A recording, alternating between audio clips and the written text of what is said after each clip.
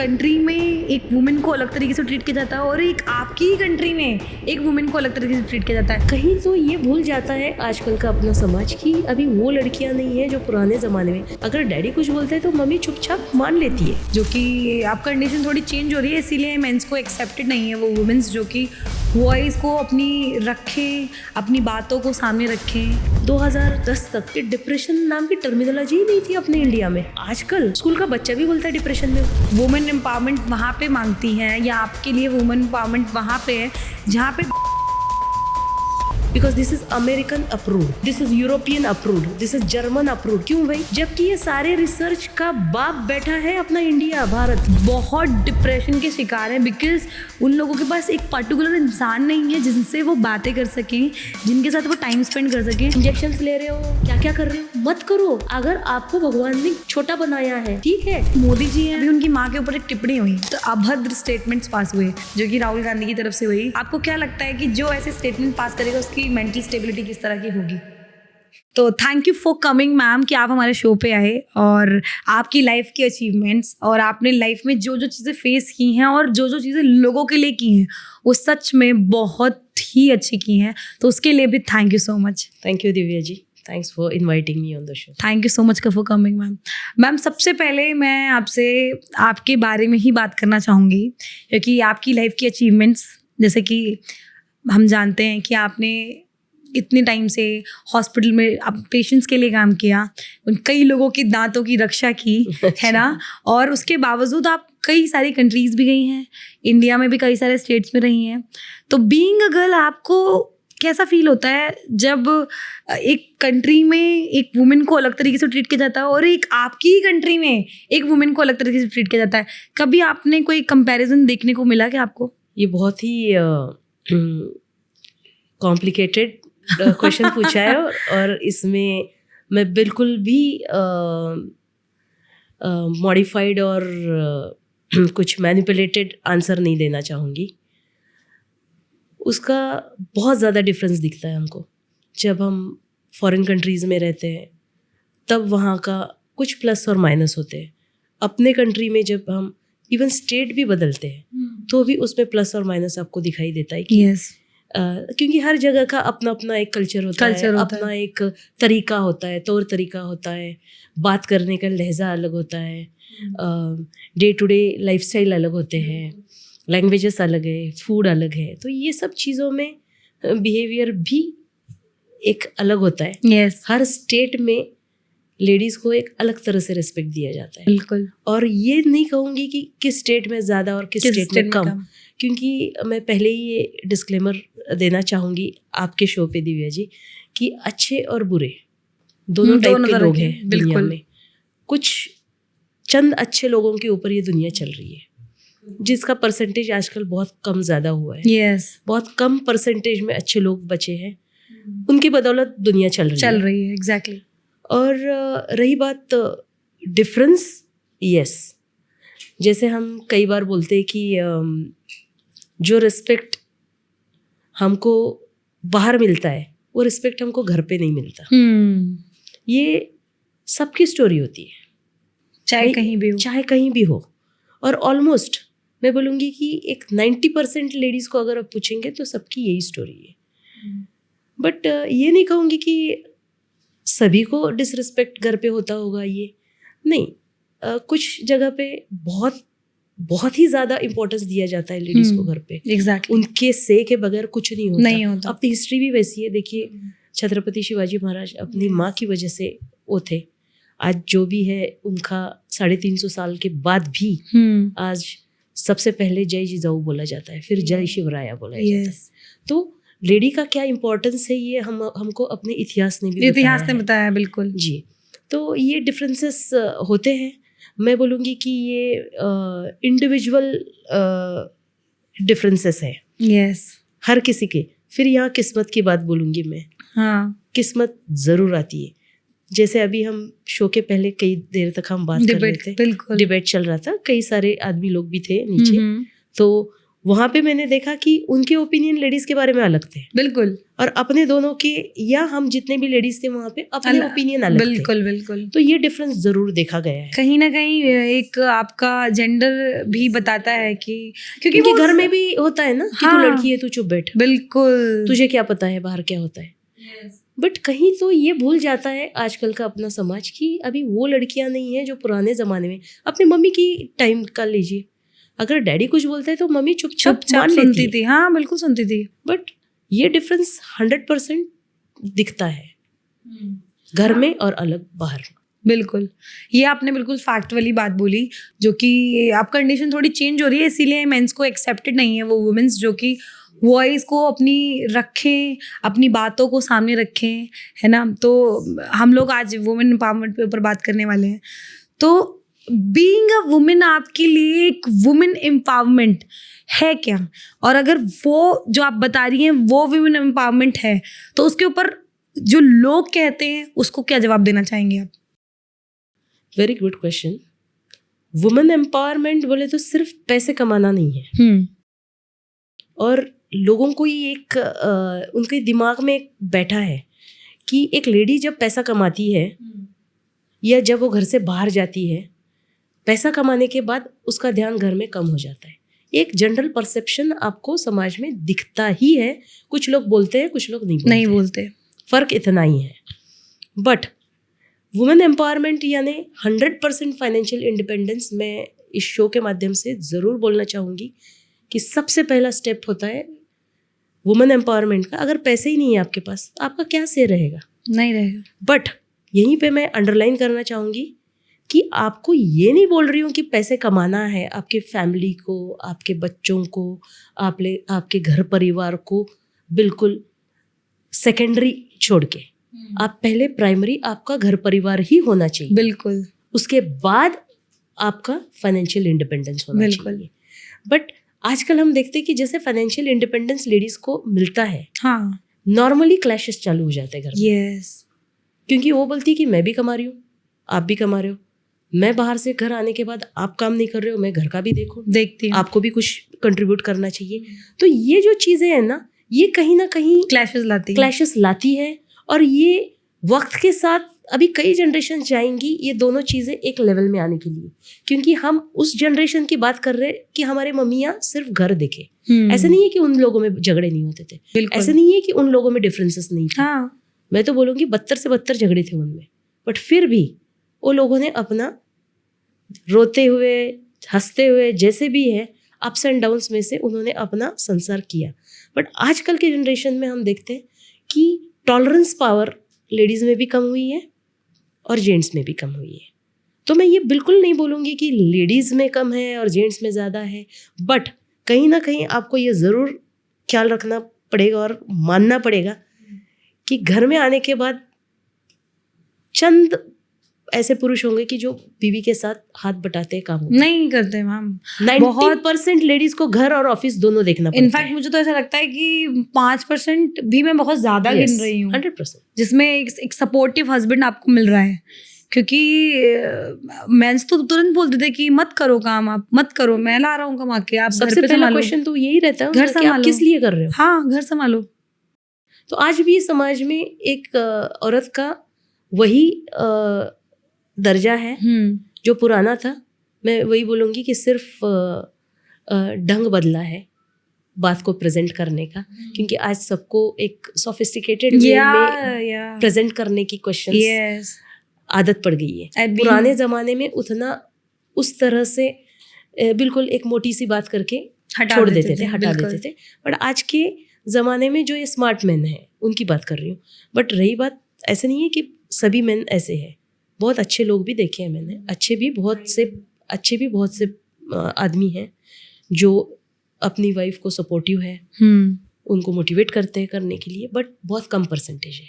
तो ये शो देखने वाले जितने भी ऑडियंस है वो ये ना सोचे कि हम भी वैसे हैं। अगर आप अच्छे हो तो ये आपके लिए शो नहीं है। यस, तो बेसिकली आपका कहना ये है कि आप वुमेन एम्पावरमेंट वहाँ पे मांगती हैं, या आपके लिए वुमेन एम्पावरमेंट वहाँ पे है जहाँ पे दोनों ही इक्वली काम करें, दोनों ही इक्वली एक दूसरे की बातों को सुने, इक्वली रिस्पेक्ट करें, है ना?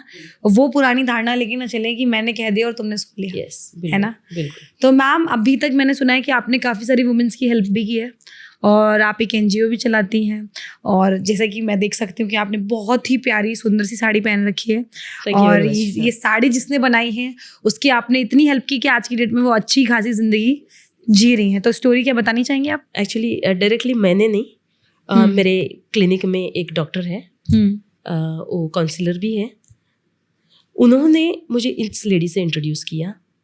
और आप सोच नहीं सकते कि वो स्टिचिंग करके आज अपनी बेटी को MBA बनाया उन्होंने। यस। और ऐसे ही हम लोग, जैसे अभी मैंने सिलाया, मैं किसी और को बोलूँगी, कोई और किसी को बोलेगा, ये प्री स्टिच साड़ीज़ है। तो आप सोचिए कि एक आध लेडी सिर्फ स्टिचिंग करके अपना पूरा घर परिवार चला सकती है और अपनी बेटी को MBA तक करा सकती है। बिल्कुल। तो ये वुमेन एम्पावरमेंट ही हुआ। ऑब्वियसली। एक आध लेडी टिफिन देके अपना घर चलाती है, अपने बच्चों को इंजीनियर बनाती है, डॉक्टर बनाती है।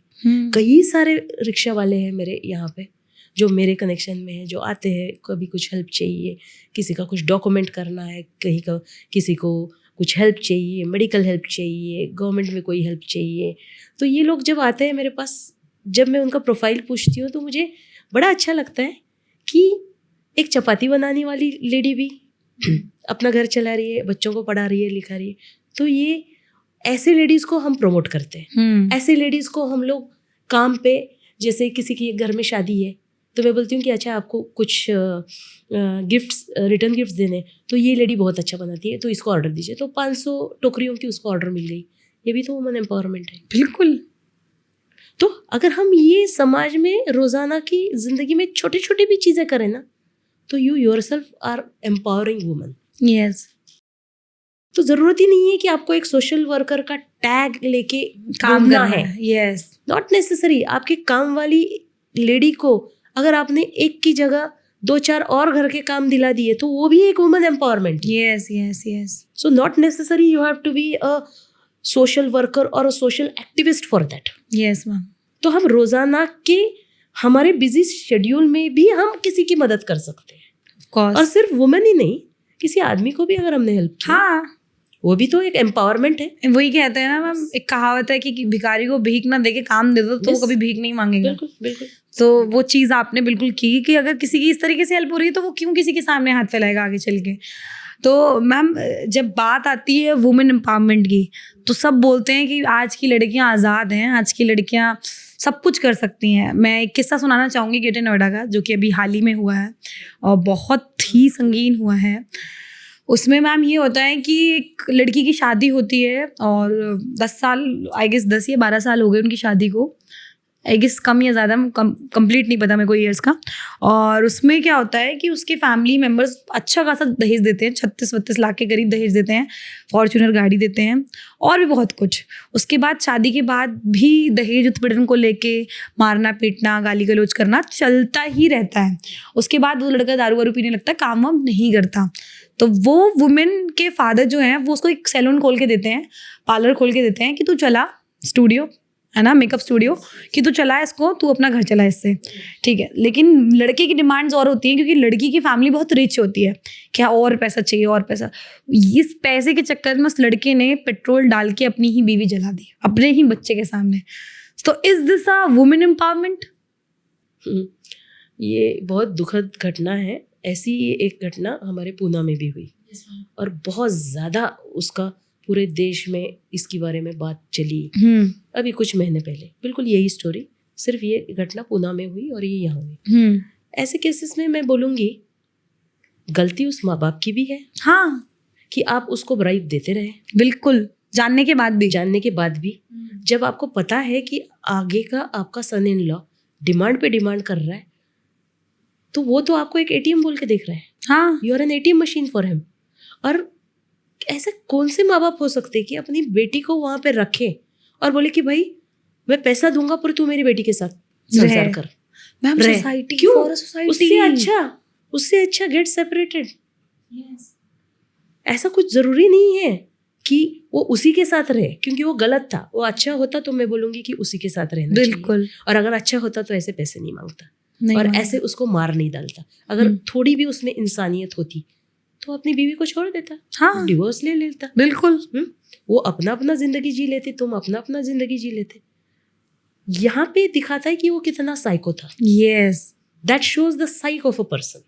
Being a doctor I can say means कितना मेंटली सिक आदमी होगा कि उसको उसने खत्म कर दिया। आपने कुछ तो लम्हे अच्छे जिए होंगे उसके साथ, बिल्कुल उनको भी कुछ बच्चा बिच्चा होगा, होगा या एक ना होगा बेटा, मुझे नहीं पता। एक बेटे के सामने ही मारा। अच्छा, बेटे के सामने, चलो तो कुछ तो अच्छे लम्हे गुजारे होंगे, चलो उस बेटे के लिए जी लेते हैं।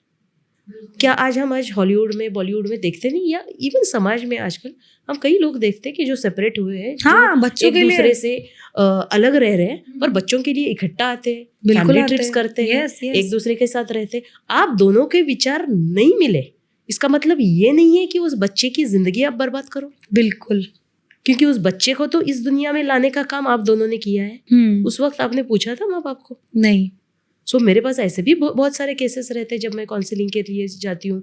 इवन पुलिस के साथ मैं विजिलेंस डिपार्टमेंट में काम करती हूँ, बहुत सारे लोग काउंसलिंग के लिए मेरे पास आते हैं। तो मैं बोलती हूँ कि ठीक है, अगर नहीं जम रहा है, इतना एक दूसरे को काटने मारने पे क्यों आना है? हाँ, सेपरेट हो लिव अ जाओ। Happy life.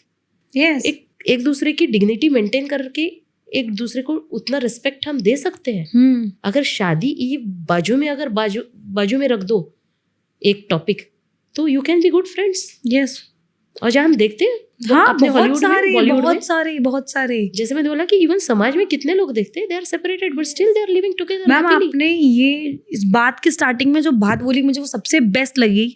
वो बात ये थी कि जो पेरेंट्स हैं, इसमें पेरेंट्स भी उतने गलत है जितने गलत वो लड़का है, क्योंकि जानते हुए कि वहाँ खाई है और आपने उस खाई के बिल्कुल बगल में उसको रखा कि कब वो खाई में गिर जाए और खत्म हो जाए। अब शब्द बुरे हैं, लेकिन रियलिटी यही है कि पेरेंट्स सिर्फ समाज में अपनी रेपुटेशन मेंटेन करने के लिए, समाज में अपने आप को दिखाने के लिए कि देखो हमारे घर में सब अच्छा चल रहा है, हमारी बेटी अच्छे ससुराल में रह रही है, ये चीज़ें करने देते हैं। और टैग नहीं चाहिए ना मैम डिवोर्स का। डिवोर्स के ऊपर मैम आपका क्या सोचना है कि ये जो डिवोर्स है, जो डिवोर्सी वुमेन्स हैं, पहले तो मैम बॉलीवुड में डिवोर्स हुआ करते थे ना, तो बॉलीवुड की औरतों को भी गंदी, हमारे खुद की घर की कई औरतें बोला करती थी कि इसका तो कहीं चक्कर चल रहा होगा, या कुछ औरतें की दुश्मन होती है नो, तो चक्कर चल रहा होगा या दुश्मनी होगी, वो क्या कहते हैं, पसंद नहीं आ रहा होगा उसको, तो दूसरा पैसे वाला चाहिए होगा, तो उसने डिवोर्स दे दिया। बॉलीवुड की हीरोइंस के ऊपर ऐसे टैग्स लगाए जाते थे, लेकिन अभी आम जिंदगी में बहुत आम हो चुका है, डिवोर्सेस बहुत आम है। लेकिन जो डिवोर्सी औरतें हैं उनको उतनी रिस्पेक्ट मिलती है समाज में जितनी मिलनी चाहिए? देखो, डिवोर्स के ऊपर हम बहुत एंगल से बात कर सकते हैं। सबसे पहले डिवोर्स होता क्यों है? मैं तो बोलूँगी कि सबसे पहला रीज़न डिवोर्स का ये होता है जहाँ पे दो लोगों के बीच में एक गैप बनना चालू हो जाता है, कम्युनिकेशन गैप। यस वहाँ से शुरुआत एक दिन की नहीं होती है, शुरुआत बहुत पहले हो चुकी हुई है। और कोई भी औरत अच्छा खासा शादी, या कोई भी आदमी भी बोलूँगी, अच्छी खासी शादी छोड़ के, उसको तोड़ के डिवोर्स लेने में किसी को भी शौक नहीं होता। एक अच्छी फैमिली से बोल रही हूँ, एक अच्छी सोच वाले लोगों का बोल रही हूँ, बट फिर भी डिवोर्स होते हैं। तो क्यों होते हैं? इसका मतलब ये है कि there is some communication gap. फिर वो कम्युनिकेशन गैप आप दोनों के बीच में हो, फैमिली की वजह से हो, किसी और रीजंस की वजह से हो, किसी का अफेयर कहीं पे हो, जो भी है, बट शुरुआत दो लोगों के कम्युनिकेशन गैप की वजह से होता है। डिवोर्स की शुरुआत जो पहला हथौड़ा पड़ा है, उस वक्त तो कुछ नहीं था। आप दोनों एक साथ अगर एक मन से नहीं रह सके, तो वहाँ पे और लोगों को बीच में जगह मिल ही जाती है। फिर वो फैमिली हो या फ्रेंड्स हो, या फिर कोई गर्लफ्रेंड हो, कोई बॉयफ्रेंड हो, वो तो आ ही जाता है। तो फर्स्ट रिस्पॉन्सिबिलिटी मैं बोलती हूँ वाइफ हस्बैंड की है, आप दोनों की वजह से डिवोर्स हुआ। There is no blame game कि इसकी वजह से, उसकी वजह से, इसकी वजह से हुआ। तो सबसे पहले ये। और आज भी अपने समाज में एक डिवोर्सी को, आज डिवोर्स एक टैबू है। अब आज भी हम बोलते हैं कि we are in 21st century, फिर भी एक डिवोर्सी लेडी को उस नज़र से देखा जाता है कि अरे ये हस्बैंड के साथ नहीं रहती, इसका ज़रूर कहीं चक्कर होगा। और जहाँ तक हो सके डिवोर्स के बाद लेडी को ज़्यादा सफ़र करना पड़ता है, क्योंकि पहली बार वो अपना घर छोड़ के आई है। सेकंड थिंग, मायके के से बाद भी इतना ससुराल छोड़ के उसको फिर जिंदगी, बोले तो वो थर्ड टाइम अपनी जिंदगी चालू स्टार्ट कर रही है। बिल्कुल, लड़का तो वहीं पे रह रहा है, उसको तो उसकी प्रॉपर्टी है, सब कुछ है, सब कुछ है। फैमिलीज भी सेम है, और सपोर्ट भी कितने मिल रहा है। डिवोर्सेस में कंपनसेशन दिया जाता है? बहुत रेयर होता है बहुत रेयर। मैम, और बहुत दिया rare। जाता है तो भी क्या दिया जाता है? Ma'am it just peanuts. Yes, और मैम कई बार तो ऐसा होता है कि मेंस इतने स्टेबल भी नहीं होते कि उनसे हम पैसा ले भी पाए। हाँ, और ऊपर बिल्कुल से सही है। सबसे बड़ी कंडीशन ये है मैम, आपको ऐसा नहीं लगता कि आफ्टर डिवोर्स लोगों के, या फिर मैं कहूँ सिर्फ आदमियों की नहीं, औरतों की नज़र में भी ऐसा होता है कि easy to take, you know what I mean? हाँ, क्योंकि डिवोर्स अगर किसी का हुआ है ऐसे पता चल जाता है, तो समाज में ऐसे लोग हैं, उनको लगता है कि इस चीज़ इजीली अवेलेबल। ये प्रॉब्लम बहुत फेस करना पड़ता है, स्पेशली डिवोर्सीज को। खास करके सिटीज़ में इसको उतना नहीं देखा जाता। सिटीज़ में उतना नहीं है, क्योंकि सिटीज़ में हर कोई अपने अपनी लाइफ में बिजी और रहता है, नए नए लोगों बट से मिलते स्पेशली हैं। छोटे गांव में यस, इतना कि एक केस मेरे यहाँ पे लास्ट मंथ ही आया था। एक छोटा सा गांव है पुणे के पास। उस लेडी का डिवोर्स हुआ, उसके बाद वो 6-7 महीने अपने पेरेंट्स के साथ रही। फिर उसने सोचा कि नहीं, मैं अपना अपना एक आध घर लेके रह जाऊंगी। उसका बच्चा एक हैंडीकैप है और एक बेटा छोटा सा है, स्कूल जाता था। फिर गांव के लोगों ने इतनी तकलीफ दी उसको, इतनी तकलीफ दी कि रात में आके वो दरवाज़ा नॉक करते थे कि वो अकेली है बोल के। तो सोचो किस हद तक लोगों की हिम्मत गई। और रास्ते से चलती थी तो उसको पीछे से बातें सुनाई देती थी उसके बारे में जो बोल रहे हैं। और she comes from a very good family this lady. तो वो मेरे पास, मुझे फेसबुक पे मुझे उसने अप्रोच किया और उसने आके मुझे बताया। और एट लास्ट उसके पेरेंट्स ने उसको बोला कि इस समाज में रहना है तो you have to adjust with your husband. और फिर से अभी वो अपने हस्बैंड के साथ ही रह रही है। और ये सब चीज़ें बंद हो गई जैसे वो अपने हस्बैंड के साथ गई। तो ये चीज़ें कहाँ होती है? छोटे गाँव में। वही सिटीज़ में किसी का डिवोर्स होता है, लाइफ गोज ऑन। यस, मैं ये नहीं बोलती कि बहुत अच्छी लाइफ जाती है, कोई भी खुश नहीं रहता डिवोर्स लेके। किसी को भी इतना आनंद नहीं होता कि भाई मैंने डिवोर्स लिया है तो बहुत अच्छी बात की। बट जैसे मैंने कहा, जो भी किया कराया आप दोनों ने किया कराया हुआ रहता है। गलती दोनों की होती है, टाली एक हाथ से नहीं बचती obviously 100%। But this is still a taboo in the society. Yes ma'am, do you think कि कहीं ना कहीं इंडियन कल्चर अब अपने आप को इंडियन कल्चर से ज़्यादा वेस्टर्न और यूँ कहूँ जो हमें कॉपी कर रहे हैं, हम उन्हें कॉपी करने की कोशिश ज़्यादा करने लगे हैं? 100%। देखो ये सब चीज़ें कब से चालू हुई? आप सोचिए, अपने मम्मी डैडी के ज़माने में पूरे शहर में एक आध या दो लोग डिवोर्सी रहते थे और पूरे गांव में पता रहता था कि इनके डिवोर्स हुए। हाँ, या ये लोगों के घर में झगड़े होते। यहाँ तक कि झगड़ा बिल्कुल धीमी आवाज़ में घर में ही होता था। जो भी होता था घर में ही वहीं होता पे था। ख़त्म होती थी बात, क्योंकि फैमिलीज बड़े थे, एक दूसरे को बताने वाले लोग थे, एक दूसरे की गलतियाँ छुपाने वाले लोग थे। बट आजकल क्या हुआ है, फैमिलीज न्यूक्लियर हो गई। जैसे मैंने कहा कि टॉलरेंस कम हो गया, आदमी हो या औरत हो जो भी है। और अभी जो ट्रेंड चल रहा है अभी के ज़माने में, अभी लोगों को यही है कि instant, they want everything instant. किसी को वेट ही नहीं करना है, सबको यही कहना है कि भाई जम रहा है तो हम साथ रहेंगे, नहीं तो नहीं। बट जो अभी आपने दिल्ली की केस बताई, बार बार मेरे दिमाग में वो दिल्ली और पुणे की जो मैम केस बहुत घूम रही गंदा है, बहुत गंदा केस अगर है। जम नहीं रहा तो डिवोर्स लेना अच्छा है उस केस में। किसी की ज़िंदगी खराब करने से अच्छा है you stay separated. But mummy daddy के ज़माने में उन लोगों में टॉलरेंस इतना था ना, कुछ भी हो जाए वो एडजस्ट करते रहते थे, बट एक दूसरे के साथ रहते थे। लेकिन और मैम हम उस वक्त वेस्टर्न कल्चर नहीं था ना मैम, उस वक्त टीवी नहीं थी, उस वक्त व्हाट्सअप नहीं था, उस वक्त ये सारे कम्युनिकेशन मोड नहीं थे। कपड़े तक सोचो, आज हम भी वेस्टर्न कपड़े पहनते हैं। हाँ पहनते हैं। वो अलग बात है कि हम दोनों भी अभी हाँ ट्रेडिशनल कपड़ों में बैठे हैं। इसके पहले वाले पॉडकास्ट में मैं भी स्कर्ट पहन के बैठी थी।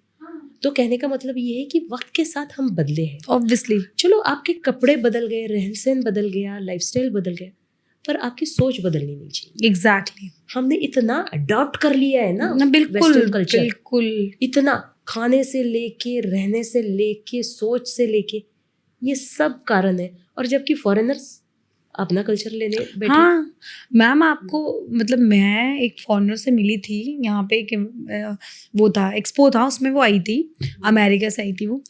तो उन्होंने मुझे अपना एक्सपीरियंस शेयर किया, और वो 2 बच्चों की माँ हैं, ठीक है। उन्होंने मुझे बताया कि एक्चुअली कितने लेफ्ट आउट और कितना अकेला फील करते हैं वहाँ के लोग, because they don't have families ना, उनके अंदर ना रिचुअल्स होते हैं, ना रिस्पेक्ट होती है, ना पेरेंट्स को लेकर रिस्पेक्ट होती है। इवन दो वो शादी से पहले बेबीज कर लेते हैं, वो शादी में बिलीव नहीं करते, बहुत डिप्रेशन के शिकार हैं, बिकॉज उन लोगों के पास एक पर्टिकुलर इंसान नहीं है जिनसे वो बातें कर सकें, जिनके साथ वो टाइम स्पेंड कर सकें।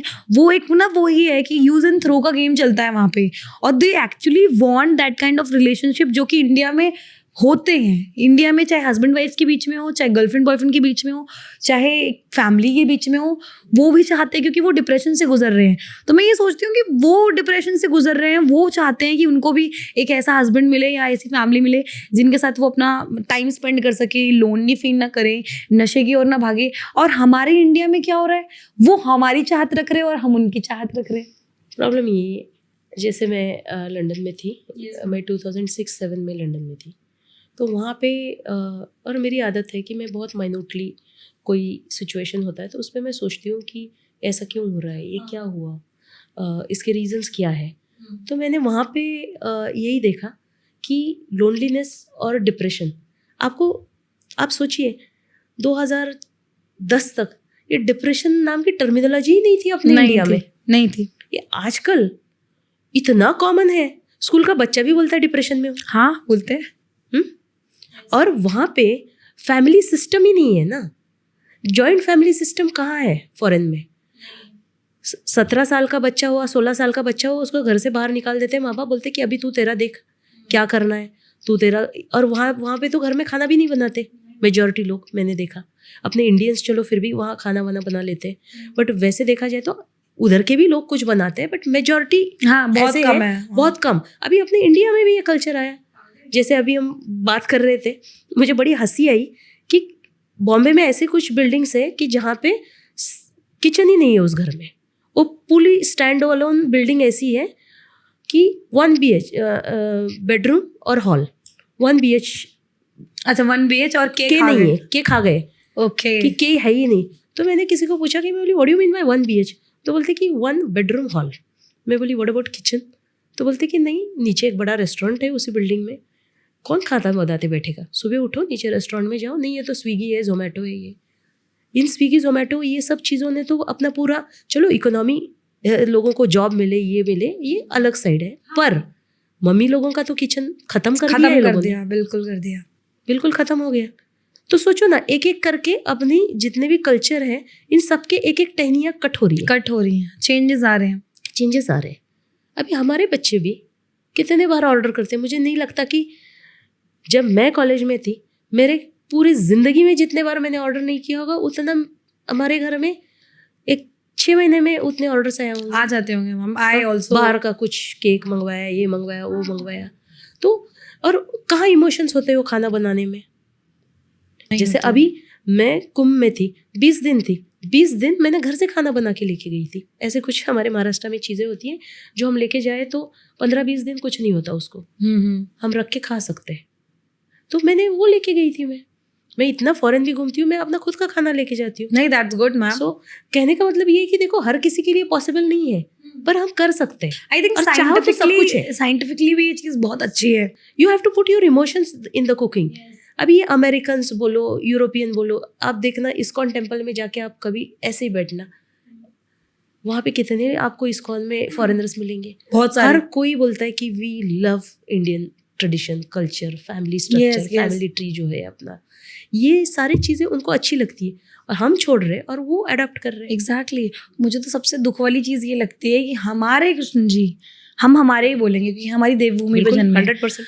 हमारे कृष्ण जी, हमारी गीता, या हमारे ये कह लो कि हमारे धर्म के बारे में हमें कोई बाहर का बंदा आके सिखा के जा रहा है, ये इससे शर्म की बात हो ही नहीं सकती।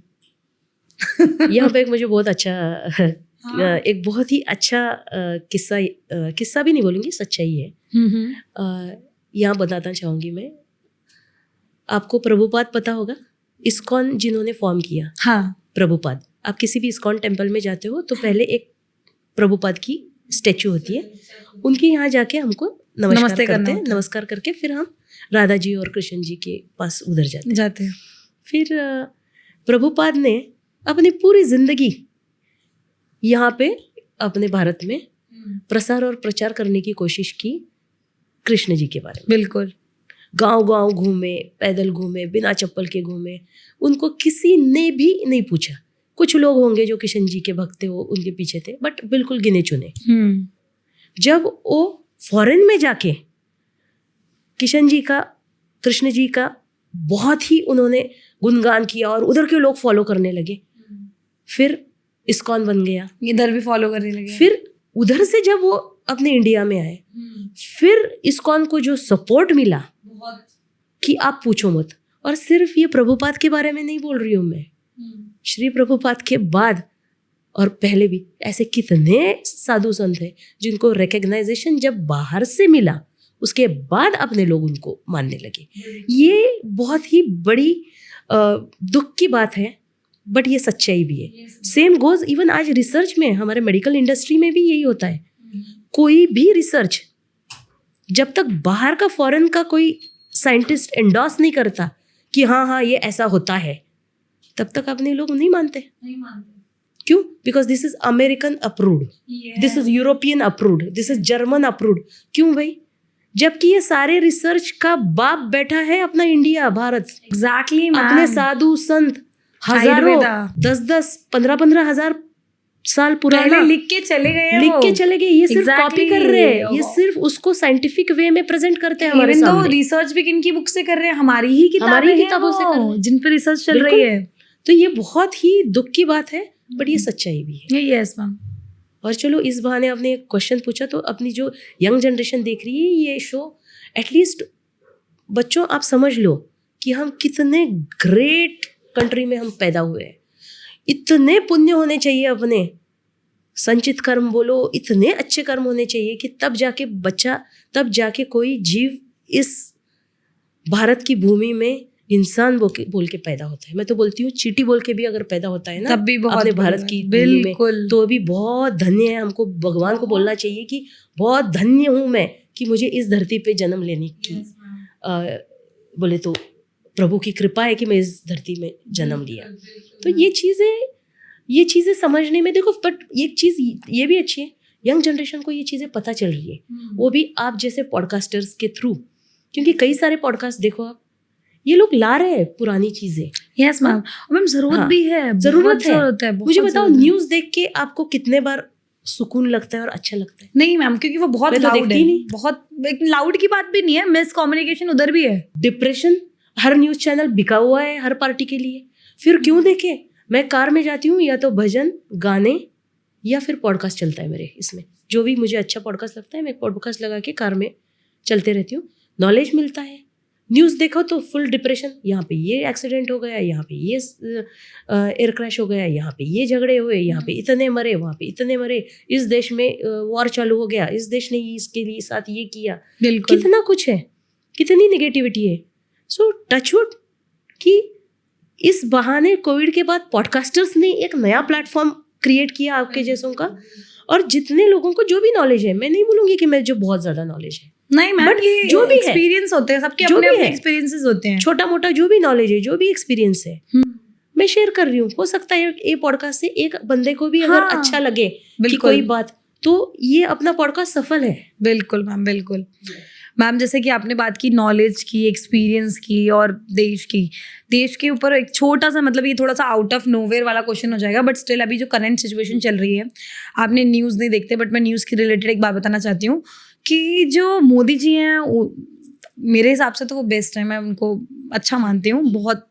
लेकिन अभी उनकी माँ के ऊपर एक टिप्पणी हुई, जो कि राहुल गांधी की तरफ से हुई, जो कि कांग्रेस पार्टी की तरफ से हुई, उनकी, जो कि निर्जीव अब तो है भी नहीं वो इस जीवन में, मर चुकी माँ के ऊपर बहुत अभद्र स्टेटमेंट्स पास हुए, तो आपको क्या लगता है कि जो ऐसे स्टेटमेंट पास करेगा उसकी मेंटल स्टेबिलिटी किस तरह की होगी? और राहुल जी ने किया स्टेटमेंट या किसी ने भी किया, उनकी पार्टी ने, ओवरऑल पूरी पार्टी ने, किसी हाँ, ने भी, मैं तो हाँ, बोलूंगी एक राह चलते आदमी ने भी अगर स्टेटमेंट किया तो मैं ये कहना चाहूंगी यहाँ पे, या मोदी जी की माँ हो या किसी राह चलते की माँ हो, बिल्कुल, जो आदमी इस दुनिया में नहीं है या जो इंसान इस दुनिया में नहीं है, उस इंसान के बारे में अगर आप कोई अभद्र टिप्पणी कर रहे हो या सिंपल सी भी कोई गलत टिप्पणी कर रहे हो, तो उससे आपकी सोच का पता चल जाता है कि आप कितने मानसिक रुग्ण हो बड़े, और जो कि बिल्कुल गलत है। फिर वो राहुल जी करें या हो सकता है कि बीजेपी का किसी कांग्रेस के आदमी के बारे में करें, ये पार्टियों की बात अलग है, बट कोई भी हो जो इंसान इस दुनिया में नहीं है, हम उसके बारे में गलत बोल के क्या हासिल कर रहे हैं? बिल्कुल, और स्पेशली अगर वो किसी की मदर है, मदर इज लाइक बिल्कुल, बहुत मदर हो अलग या फादर हो, जो भी हो, हाँ, आप कर रहे हो, इसका मतलब you are showing your mental level, mental health आपकी सही नहीं है, ये आप खुद बता रहे हो। और आजकल पब्लिक उतनी अवेयर हो चुकी है, पब्लिक उतनी क्लेवर है कि समझ जाती है Yes. कौन कैसा है। यस, ये तो है मैम। मैम आगे चलते हैं, हम अपनी वुमेन्स वेब पर आते हैं, है ना। जब हम औरतों की बात करते हैं तो हम कहते हैं कि हमने इक्वल दर्जा दे दिया है, तो डू यू थिंक कि आफ्टर मैरिज वो सेम दर्जा इम्प्लीमेंट होता है और औरतों को उतनी आज़ादी मिलती है जितनी एक्चुअल में उनको मिलनी चाहिए, या समानताएं उतनी ही समान होती हैं उसकी फैमिली के लिए भी जितनी अपनी खुद की लड़के की फैमिली के लिए होती है? 100% नहीं होती, क्योंकि अपना एक जो सिस्टम है, शादी के बाद लड़की ससुराल जाती है। शादी के पहले जब लड़की अपने मैके में होती है तो ऑब्वियसली वो घर उसका होता है। वो कभी जल्दी उठ रही है, कभी देर से उठ रही है, या कभी उसका मन करे कि मुझे ये खाना है तो अपनी मम्मी को बोल रही है कि मुझे ये खाना है, वो खाना है।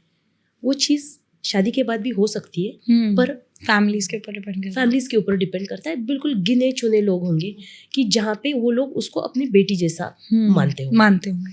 बट कितना भी बोलो, वहाँ जाने के बाद आपका लाइफस्टाइल चेंज होता है, आपके प्रायोरिटीज से चेंज हो जाती है, आपके इंसानों के प्रति प्रायोरिटीज चेंज हो जाती है, रियलिटी है, रिस्पॉन्सिबिलिटीज आ जाती है। आप आपकी मम्मी को बोल सकते हो कि उठ के मुझे आज इडली सांभर खाना है, आप बनाओ। आप आपके सास को नहीं बोल सकते कि मुझे इडली सांभर खाना है, आप बनाओ, मैं आती हूँ नहा के, नहीं बोल सकते। और हर किसी के घर में उस तरह का नौकर चाकर एनवायरनमेंट नहीं होता मैम, बहुत रेयर फैमिली। देखो अंबानी के घर में होता होगा, हाँ, क्योंकि 50 नौकर है वहाँ पे, पर एक नॉर्मल लोअर मिडिल क्लास या रिच फैमिली भी बोलो तो भी नहीं होता। अभी आपने दिल्ली की केस बोली, इतना कुछ देखे, फॉर्च्यूनर देखे, ये देखे, वो देखे, इतना करके भी अगर आपकी बेटी को जला रहे तो आप सोचो किस लेवल की मेंटालिटी होती होगी लोगों की। यस, बट आपकी प्रायोरिटीज 100% चेंज होती है, और बच्चा होने के बाद तो आपकी प्रायोरिटीज कंप्लीटली चेंज हो जाती है। और एक आध 5%, 2-3% लोग ऐसे होंगे कि आपकी वाइफ के पेरेंट्स को भी वही दर्जा देते हैं, वही रेस्पेक्ट देते हैं, वही प्रायोरिटी देते हैं जो आप आपके मम्मी डैडी को देते हो। बिल्कुल। तो you have to be lucky enough to get वैसा हस्बैंड, जो कि मुझे लगता है 1-2% होंगे। यस मैम, क्योंकि देखो वो चीज़ अंदर से लगनी चाहिए कि ये मेरे भी माँ बाप है। और एक लड़की जहाँ तक हो सके, स्टार्टिंग में तो मुझे नहीं पता बाद में क्या होता होगा, स्टार्टिंग में तो लड़की उस माइंडसेट से ही जाती है कि मुझे इन सबको अपनाना है। हाँ, एग्जैक्टली, ताकि मैं खुश रह सकूं, क्योंकि उसको पूरी लाइफ वहाँ गुजारनी होती है। और उसके पेरेंट्स भी ये बोलते हैं कि नहीं, आपको वहाँ पे सबको अपना बना के रखना है, लड़की की पेरेंट्स सबको सुनना है, सबके साथ रहना है। बिल्कुल। कहाँ लड़के की माँ बोलती है या बाप बोलते हैं कि आपको आपकी बीवी के घर वालों को भी सबको एक्सेप्ट करना है। और वैसे देखा जाए तो आपका सन इन लॉ कितना टाइम आके रहता है आपके मैके में? 1-8 दिन। हाँ, वो भी कभी कोई फंक्शन हुआ तो, कभी फंक्शन हो तो। बट फिर भी ये सच्चाई है कि लाइफ चेंजेस आते हैं, and definitely it's not the same. और होता होगा तो 1%, 2%। Yes ma'am. और वो बहुत लकी होंगी वो लड़कियां जिनके लाइफ में ऐसे हस्बैंड्स होते होंगे। बिल्कुल। और trust me, means I would really like to mention यहाँ पे, वही मेरी एक डॉक्टर फ्रेंड है, उसके मम्मी डैडी और उसके हस्बैंड के मम्मी डैडी सभी लोग एक ही घर में रहते हैं। अरे वाओ, दैट्स ग्रेट। आई सभी लोग अप्रिशिएट एक ही घर में रहते हैं और आई रियली अप्रिशिएट। मैं बार बार उनको बोलती हूँ कि ये मैंने पहली बार ही देखा। नहीं, दैट इज गुड मैम, हम साथ में सब रह के भी तो लोग प्यार से साथ रह रहते सकते हैं। यस, सब लोग साथ रहते हैं और इतना रिस्पेक्ट एक दूसरे को। और शी हैज़ फुल फ्रीडम। वो वेस्टर्न भी डालती है, साड़ी भी डालती है, सब कुछ बोले तो वो बोलती है कि मैम मुझे कभी लगा ही नहीं कि मेरी शादी हुई और मैं कभी गई। देखो, इसलिए मैं बोली कि आप जो बोल रहे थे 1% वैसे होते, और क्या पता 1% आपको वैसे ही मिल जाए husband. Thank you so much ma'am, thank you. ये तो आपकी विशेस है ma'am, thank you. 100% I pray for. Yes. Ma'am, अभी हम लड़कों के बारे में ही बात कर रहे थे, तो क्या आपको ऐसा लगता है कि कहीं ना कहीं एक मतलब फॉर ऑब्वियस कि लड़कियों के अंदर भी ईगो आना स्टार्ट हो चुका है पैसों का, Yes, और yes. जैसा आपने स्टार्टिंग में मेंशन किया कि वुमेन्स चेंज हो रही हैं, बट स्टिल अगर आप परसेंटेज वाइज देखें तो आपको ऐसा लगता है कि कहीं ना कहीं सम मेंस आर जेलस कि उनकी जो बीवियां हैं या उनकी गर्लफ्रेंड है या कोई भी XYZ वो उनसे ज़्यादा तरक्की कर रही है। And second more thing is कि मेंस जो ईगो है ना, मेल जो ईगो है वो हर आदमी के अंदर होता ही होता है। पहले मैं आपका पहले वाला क्वेश्चन का मैं जवाब आंसर हाँ, करती हूँ। बिल्कुल बिल्कुल। जैसे अपनी वाइफ या उसकी गर्लफ्रेंड हो, जो भी हो, वो अगर उससे ज़्यादा प्रोग्रेस कर रही है तो उसमें भी परसेंटेज 1% ओके। कि वो टॉलरेट कर सकता है। आप तो बहुत छोटे हैं, आपने अभिमान पिक्चर कभी देख लेना, अमिताभ बच्चन और जया जी का। वो बहुत बड़ा सिंगर होता है, फिर उसकी बीवी का बहुत ज़्यादा पॉपुलर होती है, जबकि जब ये स्टारडम होता है इसका तब वो उतनी ये नहीं होती। जब उसका स्टारडम आता है ये उसको बहुत इजीली एक्सेप्ट करती है कि मेरा हस्बैंड इतना बड़ा ग्रेट सिंगर है, इसको पूरी दुनिया अप्रिशिएट करती है। बट जब उसका थोड़ा टीआरपी कम होता है और इसका टीआरपी बढ़ता है तब वो टॉलरेट नहीं कर सकता। वहाँ उसका मेल ईगो आ जाता है कि मेरी बीवी ज़्यादा मेरी बड़ी बीवी कैसे हो को, सकती है क्योंकि मुझसे। हर उसको आदत रहती है बाहर जाने के बाद ऑटोग्राफ देने की। एक टाइम आता है कि उसकी बीवी का ऑटोग्राफ लेने आता है और वो बाजू में रहता है, तो उस वक्त उसका मेल ईगो आ जाता है। चलो वो ईगो मैं समझ भी सकती हूँ, पर हर किसी के इसमें ऐसा ही सिचुएशन हो ज़रूरी नहीं। बट मेल ईगो होता है, उनको लगता ही है कि मेरी बीवी मेरे से ज़्यादा प्रोग्रेस कर रही है। आजकल की यंग जनरेशन में थोड़ा कम होगा, बट पुराने ज़माने में फिर वही बात, क्योंकि हम बने वैसे थे, हम उस ढांचे में आए हैं ऊपर। अभी के बाद जैसे मेरी बेटी है या आप लोग हो, आप लोगों का जो जनरेशन है, इन लड़कों में थोड़ी सी सोच बदल गई है। यस ऑफ कोर्स, क्योंकि आप लोग ये नए ज़माने के हो। हम लोगों ने बुलक कार्ड भी देखा है, विदाउट मोबाइल एरा भी देखा है, बिना लाइट के गांव में भी हम लोग रह चुके हैं, एरोप्लेन में भी बैठे हैं, हम लोग मॉडर्नाइजेशन में भी स्कर्ट्स भी पहनते, बट आप लोगों ने ये सब कुछ नहीं देखा। नहीं देखा। तो आजकल की जनरेशन में ये चीज़ें लड़के एक्सेप्ट कर लेते हैं। ओके ठीक है, मेरी गर्लफ्रेंड है, वो भी ड्रिंक करेगी मेरे साथ, बाहर पार्टी में आने के बाद तो चलेगा। Yes yes. बट वही अगर आज मुझे कोई बोले कि बाप रे ये दोनों ड्रिंक कर रहे हैं, तो सोचो मैं इतना दुनिया घूमती हूँ, मुझे भी लगता है बाप रे लड़की भी दारू पी रही है, क्योंकि बने ही वैसे है ना। यस, वो मेंटालिटी आपकी सेट है। एग्जैक्टली वो ढलन ही वैसी हुई है एग्जैक्टली। तो उस वजह से वो दिमाग में आती है। तो कुछ जगहों पे हम जनरेशंस को ब्लेम नहीं कर सकते, वो जनरेशनल गैप सिचुएशंस थी, वो जनरेशन गैप से। हाँ exactly, we need to accept that. But yes male ego होता है ना। लेकिन आपने जो ये वाली बात बोली कि आज के टाइम के जो लड़के हैं वो काफ़ी हद तक बहुत अच्छे हैं। Personally I feel the same because I have male friends. तो मैं जब देखती हूँ कि मेरा कोई मेल फ्रेंड ना, स्पेशली मम्मियों के लिए बहुत ज़्यादा इमोशनल होते हैं लड़के। मैंने देखा है कि ना उनको वो कुछ भी झेल सकते हैं, लेकिन अपनी माँ की अब पेन नहीं झेल पाते। माँ के लिए चीज़ें करना, माँ को सरप्राइजेस देना, माँ के लिए आगे प्लानिंग करना कि मम्मी को ये करना है वो करना है। लेकिन बीवी के आने के बाद प्रायोरिटीज चेंज होती हैं। आई गेस बीवी के आने के बाद प्रायोरिटीज चेंज होती है, बट इसमें भी दो टाइप के रहते हैं। एक स्टक हो जाते हैं अपनी माँ तक ही, उनको समझ ही नहीं आता कि अपनी बीवी भी आई है अपनी जिंदगी में। Okay yes, mama's boy. Yes. और एक होते हैं कि बिल्कुल अपनी बीवी का गुलाम बन के रह जाता है। तो ये दोनों एक्सट्रीम डेंजरस है। This both the extremes are dangerous. So I feel a good male will always choose a middle path. What kind of middle path, ma'am? माँ की जगह माँ को रिस्पेक्ट दो, बीवी को बीवी की जगह रिस्पेक्ट दो, क्योंकि वो भी तो आपकी पूरी सबको छोड़ के आई है। और अगर अच्छी माँ है तो अच्छी माँ कभी नहीं बोलेगी कि तू तेरे बीवी से डिस्टेंस कर। यस, बट आज समाज में अपने को अच्छे माँ भी दिखती हैं, अच्छी बीवियाँ भी दिखती है, बुरे माँ भी दिखते हैं, बुरे बीवियाँ भी दिखती है, और बुरे हस्बैंड्स भी दिखते हैं। यस। सो जैसे हमने बोला कि समाज में हर टाइप के, जहाँ रात है वहाँ दिन भी है, जहाँ अंधेरा है वहाँ उजाला भी है। अपोजिट तो ma'am everywhere is there. Yes, but percentage of women getting suffered is still more. गांव में सिचुएशंस बहुत बुरी होती है, शहरों में बहुत अलग है। कुछ प्रॉब्लम होता है लाइफ में, कुछ अप्स एंड डाउन्स आते हैं, लेट गो करके लेडीज आगे चल जाती है। पर गांव में बहुत मुश्किल होता है, जैसे मैंने लास्ट टाइम आपको बताया, हाँ, कि एट लास्ट उस लेडी को अपने हस्बैंड के पास जाके रहना पड़ा। यस, क्यों? क्योंकि समाज उसको जीने नहीं देता।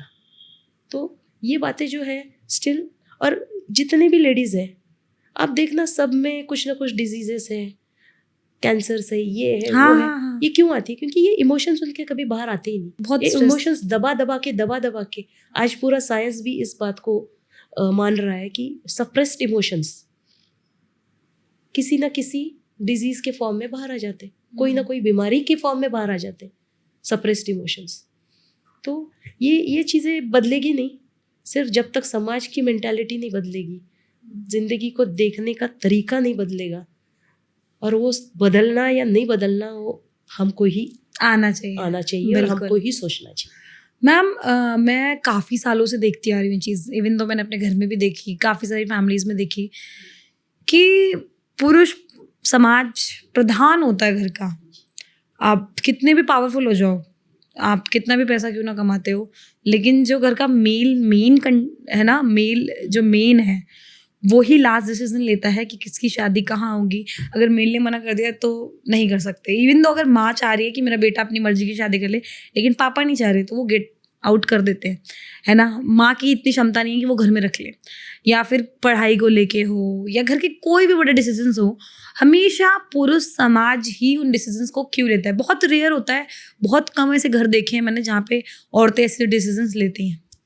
क्योंकि देखो, हम आज तक जब आए हैं पुरुष प्रधान सोसाइटी से आए हैं, क्योंकि आज तक ना घर का कर्ता जो है, कमाने वाला एक ही था, मेल था। आप देखना, अपने देश को आज़ादी मिलके हम एक 70 to 80 ईयर्स के बीच में हैं हम। अभी तो आज़ादी मिली। बिल्कुल।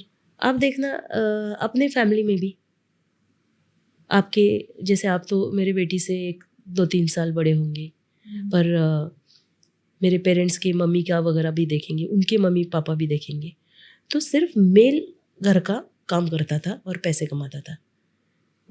लेडीज़ घर से बाहर काम करने कब निकली? 90s के बाद थोड़ा सा ट्रेंड निकला कि भाई थोड़ा मॉडर्नाइजेशन, बहुत ज़्यादा वेस्टर्नाइजेशन आया, या हम बोल सकते कि 80s में आया ये ट्रेंड। और अभी तो ऐसा है कि almost every lady is working. But अभी भी वो जनरेशन अभी भी है ना, वो दादा दादी है, उस जनरेशन के अभी दादा दादी है। तो आज भी उनके बच्चे, जैसे मैं मेरे पेरेंट्स को, आज भी मैं कोई अगर सोचूंगी कोई बड़ा डिसीजन लेना है, कुछ करना है, तो हम उनको पूछ ही लेते कि हम सोच रहे हैं ऐसा करना, क्योंकि you are brought up in that way. वही मेरी बेटी अगर कुछ करना है तो वो पूछेगी नहीं, वो बताएगी मुझे कि आई, मराठी में हम मम्मी को आई बोलते हैं, तो बोलेगी कि आई मैं ऐसा करने वाली हूँ। या चलो, बहुत ही संस्कारी बच्ची बोलने के बाद वो बोलेगी कि आई मैं सोच रही हूँ ऐसा करने का, आपका क्या कहना है। अगर मैं ना बोलूँ तो ना नहीं सुनेगी, वो ये बोलेगी कि मैं कर रही, ठीक है, आपको बताना था, मैंने बताया, आप ना बोल रहे हो, पर मुझे ये करना है। फिर उसके वो एक्सप्लेनेशन देगी कि हाँ भाई मैं क्यों करना है। बिल्कुल। और कई बार वो एक्सप्लेनेशंस अपने को जचते भी है, क्योंकि वक्त के साथ हम हमारे पेरेंट्स को नहीं बदल सके, हाँ, पर वक्त के साथ हम तो बदल सकते। बिल्कुल बिल्कुल, फैक्ट है। जो मैं खुद के बारे में तो बोल रही हूँ, मैं ये नहीं बोलूँगी कि सबके बारे में, पर जो मैं मेरे बारे में बोल रही हूँ कि डेफिनेटली हमको इस जनरेशन का भी से लेना चाहिए, क्योंकि सब कुछ बदला है, तो हम अपनी सोच क्यों ना बदले थोड़ी। बिल्कुल। ये फैक्ट है मैम। आपने जब सोच की बात की तो मेरे दिमाग में सबसे पहली चीज़ एक क्लिक हुई कि जब एक लड़की ना हंसती है, हमने भी वो चीज़ फेस की है, मुझे नहीं पता कि आज की लड़कियों ने फेस की है कि नहीं की।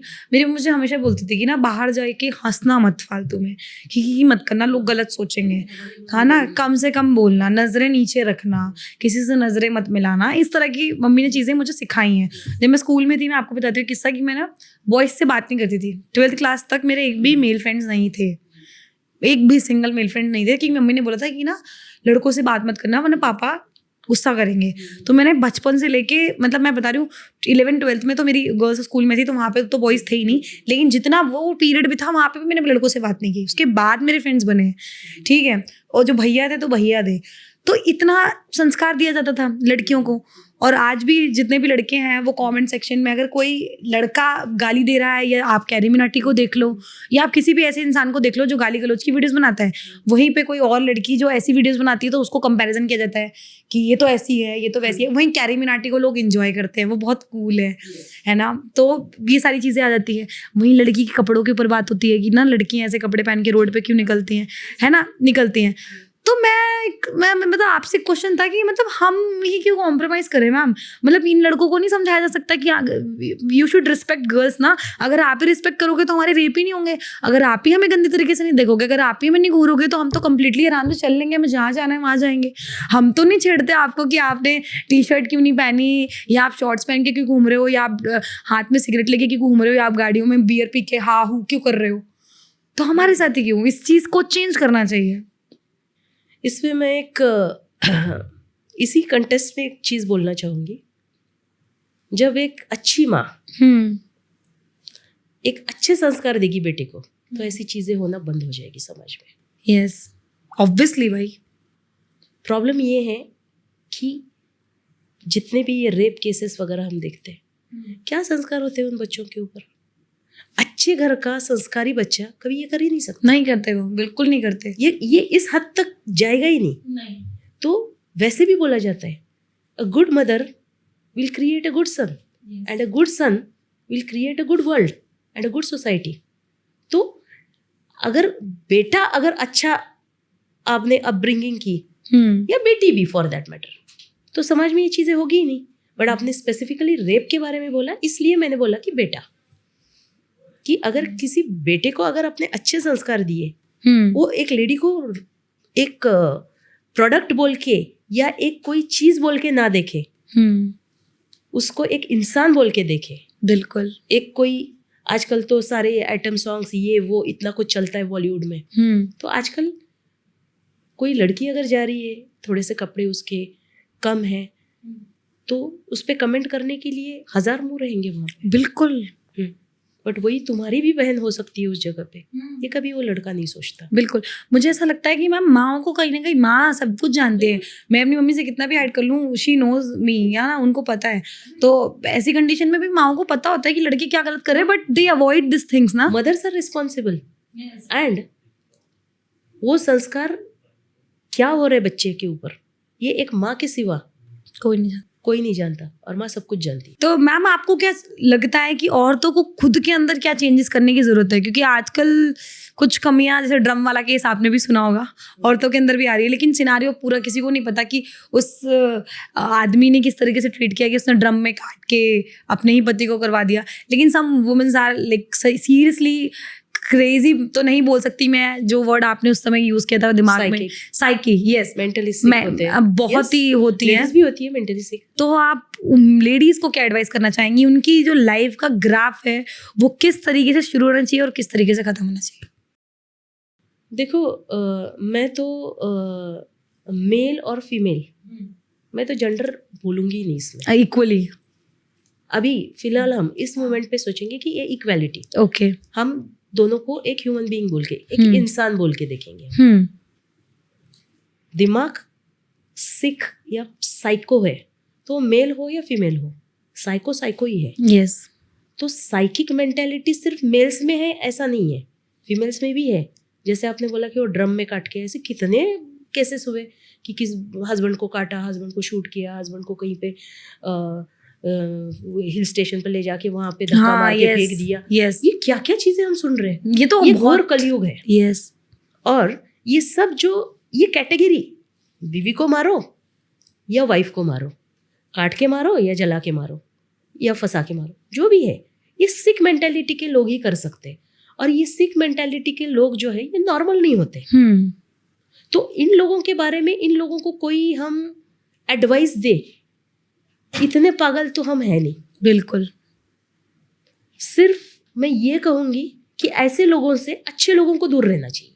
बिल्कुल, और ऐसे घटनाएं समाज में देख के हमको सीखना चाहिए, as a mother, as a father, as a sister, बहन, भाई, जो भी हो, कि अपने घर में, अपने समाज में, अपने आसपास का कोई ऐसी गलती ना करे और कोई ऐसी सोच और ऐसी राह पे ना जाए। ये सब क्या है, एक दिन में सबको अमीर बनना है।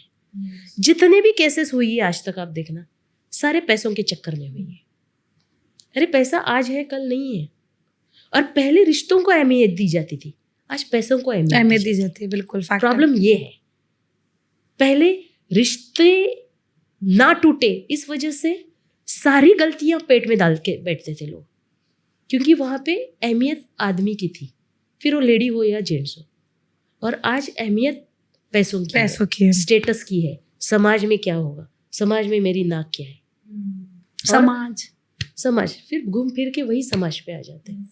तो समाज क्या है, समाज ही गलत करने चीजें प्रोवोक करता है, हाँ, आपको प्रोत्साहित करता है। for sure। और इस समाज में रह के हमको, जैसे कीचड़ में कमल खिलता है, वैसे हमको कमल के जैसे खिलना चाहिए, ना कि वो कीचड़ बनना चाहिए। बिल्कुल, मुझे भी ऐसा कभी कभी फील होता है मैम, पर्सनली सिर्फ समाज में अपने आप की एक इमेज, एक रुतबा, एक रेपुटेशन या एक फेक सिनेरियो सेट करने के लिए लोग बहुत बड़ी बड़ी और बहुत गलत गलत चीज़ें कर रहे हैं, क्योंकि सबको लगता है कि मेरा रुतबा सबसे अच्छा हो, मैं सबसे अलग रहूं। भाई अलग क्यों रहना है, आप जो हो वो भगवान ने आपको दिया है। अगर मैं काली हूँ तो काली हूँ, हाँ, एक्सेप्ट इट।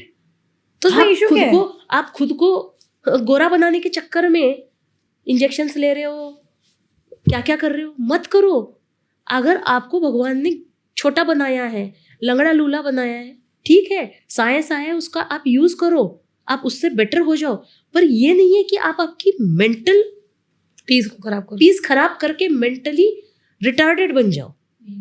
अगर कोई प्रोग्रेस बेटरमेंट के लिए है तो अच्छा होता है, अगर कोई प्रोग्रेस गलत काम के लिए है तो गलत होता है। और सही सही होता है, गलत गलत होता है। बिल्कुल, फैक्ट। एक चाकू सर्जरी के लिए भी, इंसिजन लेने के लिए, किसी को बचाने के लिए यूज किया जाता है, और एक चाकू किसी की मौत के लिए, किसी को मर्डर करने के लिए यूज किया जाता है। बिल्कुल, डिपेंड करता है आपको कैसे यूज करना है। फैक्ट है मैम, आपकी बातें बहुत इंस्पायरिंग है, बहुत नॉलेजेबल है।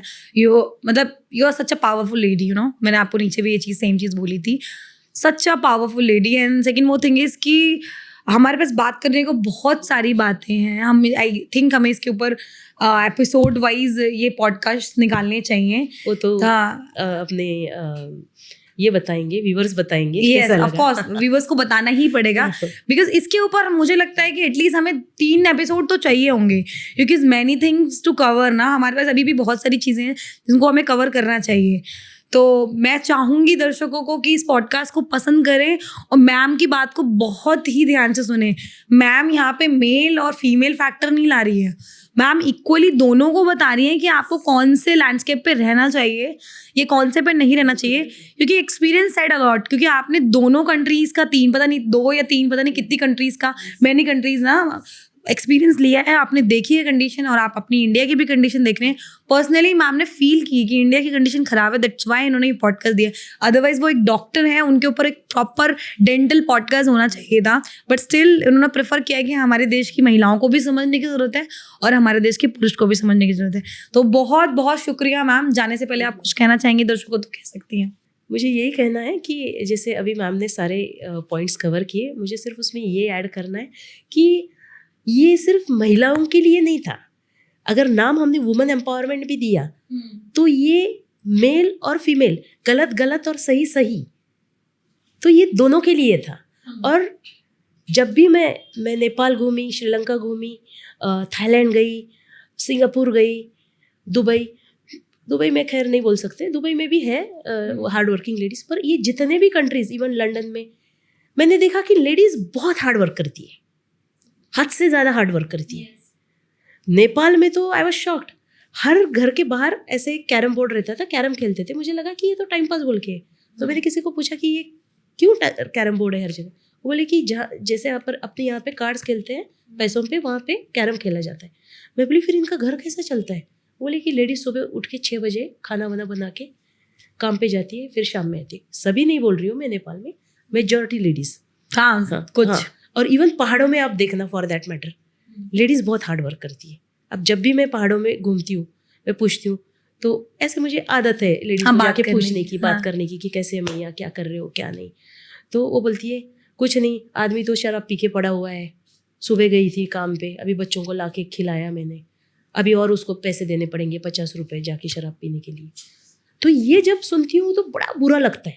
शहरों में ये नहीं है, पर गाँव में आज भी ये है, lady is running the house.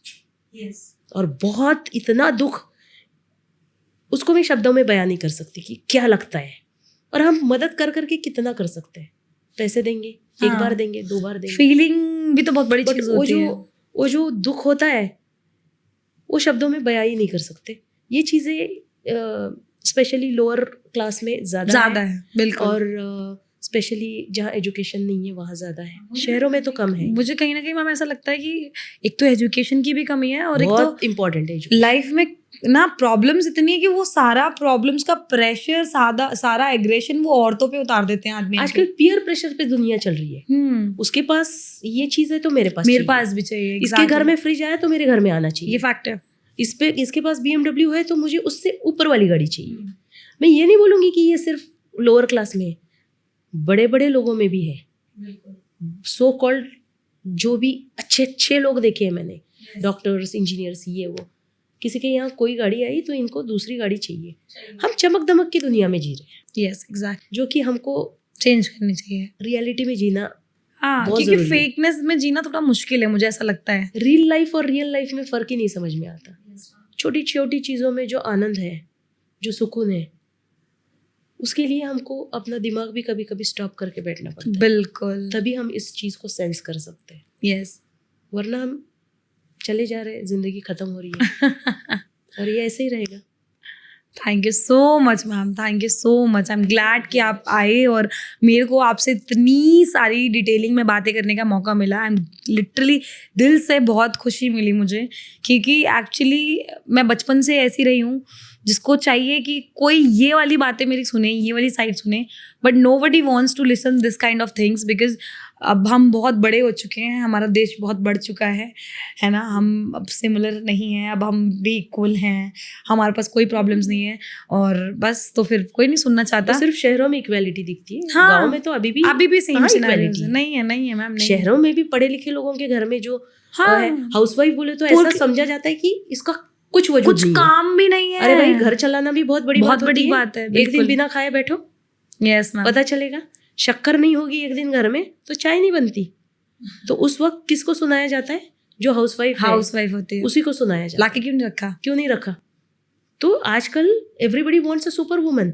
वो आपके साथ पार्टी में भी जानी चाहिए, आपके साथ कंधे को कंधा मिला के काम भी करनी चाहिए, घर का भी देखना चाहिए। So today the society wants a super woman. और मैं सब लेडीज को ये बोलना चाहूंगी, don't try to be a super woman, be what you are. Yes, imperfection है तो भी चलेगा।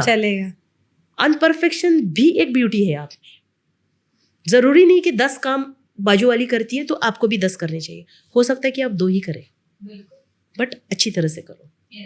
सो इम्परफेक्शन इज नॉट परफेक्शन। मैं बोलूंगी इम्परफेक्शन को परफेक्टली हैंडल करना is perfection. So don't try to be perfect. Yes, तो thank you so much ma'am, thank you so much दर्शकों। और मैं आप लोगों से जो कि हमेशा कहती हूँ वही कहना चाहूँगी कि हमारे पॉडकास्ट शो को देखते रहिए। Respect your parents, respect your mother, and love you. नमस्कार। Thank you Divya ji. Thank you for inviting. Thank you so much ma'am, thank you.